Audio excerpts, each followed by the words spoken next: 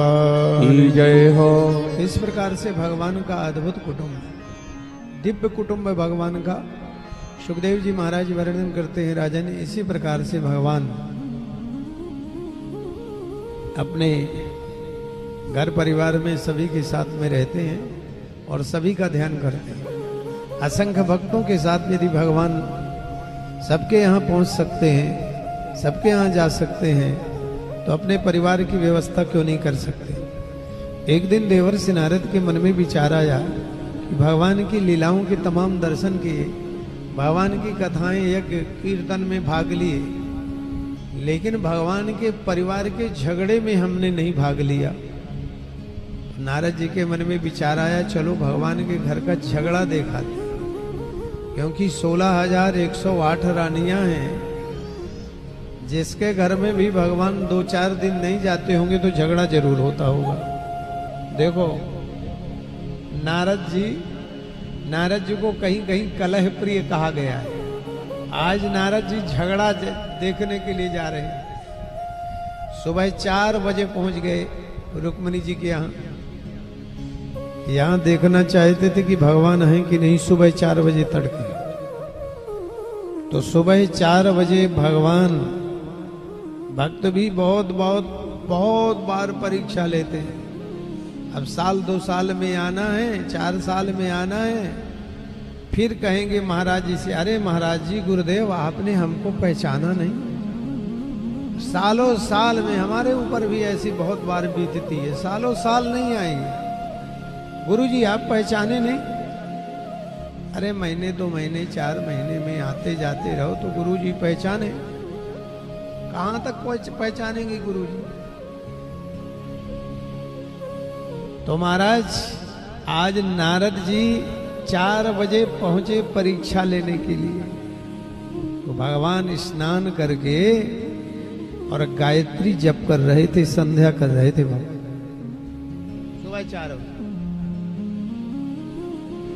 भगवान पूजा में विश्राम देकर नारद जी से मिले और नारद जी से निवेदन किए, नारद जी कैसे आना हुआ।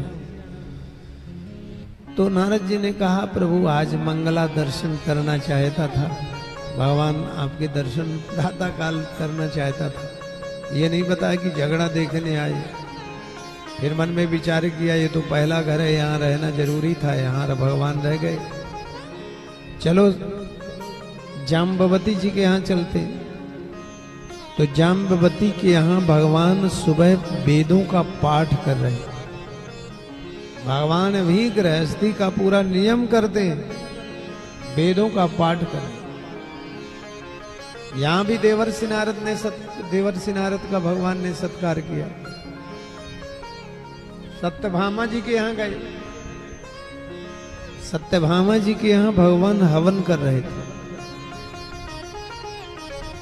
भगवान बैठे हुए हवन कर रहे थे। शिक्षा क्षयम गच्छति काल पर्ययात् सुबद्ध मूला निपतन्ति पादपः जलम जलस्थान गतम च शुष्यति हुतम च दत्तम च तथैव तिष्ठति। भगवान स्वयं हवन करते। विष्णु सहस्त्रनाम में 12 बार एक ही साथ यज्ञो यज्ञपतिर्यजुवा यज्ञांगो यज्ञवाहन यज्ञो वही श्रेष्ठतमम कर्मो। भगवान कहते यज्ञ मेरा स्वरूप है, यज्ञ के भोग से मैं बहुत प्रसन्न होता हूं, मेरा यज्ञावतार है। यज्ञ से समस्त मनोरथ पूर्ण होते हैं, यज्ञ से लोक परलोक बनता है, यज्ञ से उत्तरोत्तर वृद्धि होती है, और सारा संसार ही यज्ञ से पैदा हुआ है। चाहे भगवान राम हो और चाहे भगवान कृष्ण हो, यज्ञ से पैदा हुआ है। जीवन में वो लोग सौभाग्यशाली होते हैं जो यज्ञ में यजमान बनने का सौभाग्य मिलता है। हमारे राजेश जी ये यज्ञ, ये भी यज्ञ है, ये ज्ञान यज्ञ है।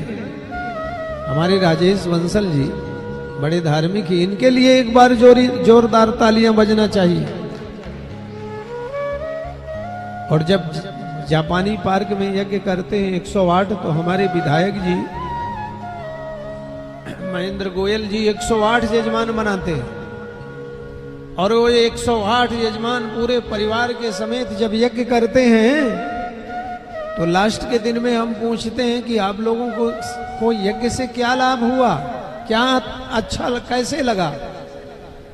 तो बेचारे यज्ञ में धुआं भी लगता है, 108 कुंड जलते हैं, लेकिन 1% व्यक्ति ये नहीं कहता कि हमको आनंद नहीं आया। और 4-6 महीने के बाद में खुद वो कहते महाराज हमारे यह मनोरथ पूर्ण हो गए। तो जो श्रीमद् भागवत जी के यजमान बनते हैं, यज्ञ के यजमान बनते हैं, वो सौभाग्यशाली,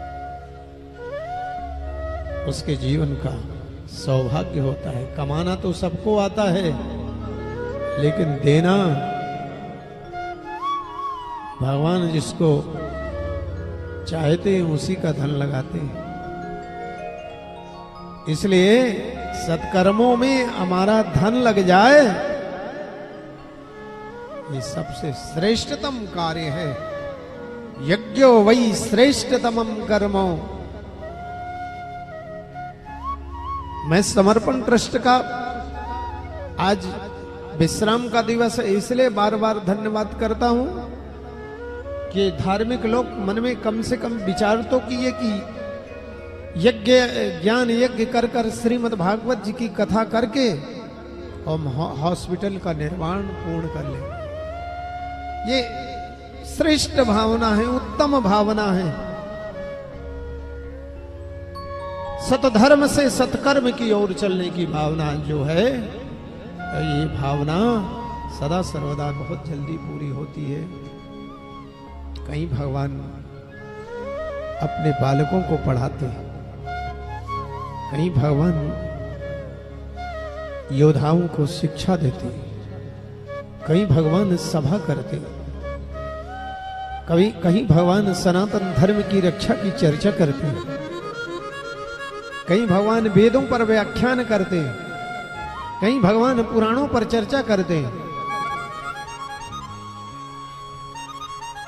दोपहर हो गई, देवर्षि नारद को भगवान कहते देवर्षि नारद एको हम बहुश्याम, आप जानते हुए अनजान की भांति काम क्यों कर रहे हैं? मैं एक होते हुए अनंत, मेरे अनंत स्वरूप, अनंत स्वरूपों में हूं मैं। अनेक रूप रूपाय विष्णवे प्रभ विष्णवे, मेरे हरि अनंत, हरि कथा अनंता, मेरे अनंत स्वरूप है। इस प्रकार से भगवान अनेक स्वरूपों में विराजमान रहे।